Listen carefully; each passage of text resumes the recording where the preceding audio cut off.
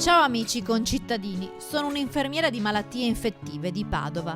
Qui l'emergenza per il coronavirus è iniziata il 22 febbraio ed è ancora in atto.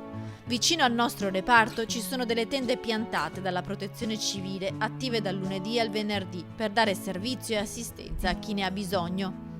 Eseguiamo i tamponi e diamo le prime cure.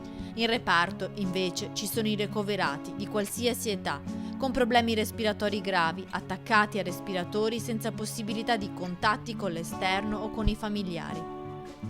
Per noi i turni sono infiniti, pesanti e difficili. Vediamo la paura della gente, l'angoscia dell'incertezza nonostante le cure.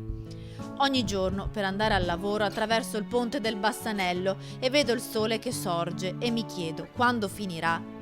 Mi cambio in spogliatoio con le mie colleghe e cerchiamo di essere forti. Con indosso già una mascherina nascondiamo a volte i segni della paura.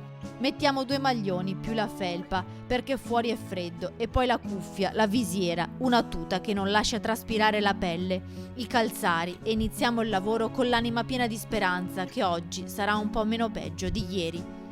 Il mio cuore è pesante in questi giorni e non solo per la stanchezza, ma perché ancora vedo superficialità. Vedo ragazzi in bicicletta senza mascherina, gente che va a fare la spesa più volte in una settimana, che corre. Io da mamma e da cittadina vi capisco perché è difficile stare a casa rinchiusi con questo sole, soprattutto per chi ha figli. Ma credetemi che questo non è niente se pensate di stare chiusi in una stanza di pochi metri quadrati con un tubo in bocca per respirare. Quando uscite, fatelo per vere necessità. Mettete le preziose mascherine sempre. Fate la spesa con coscienza, una volta alla settimana. E se potete, sarebbe meglio preferire servizi a domicilio. Se avete i sintomi, state a casa e chiamate il medico di base che vi dirà cosa fare. Non sottovalutate questo nemico invisibile, non ha pietà per nessuno. Io vi mando un abbraccio forte e vi chiedo di essere forti e uniti nel prendere coscienza della gravità della situazione e quando tutto sarà finito organizzeremo una festa bellissima.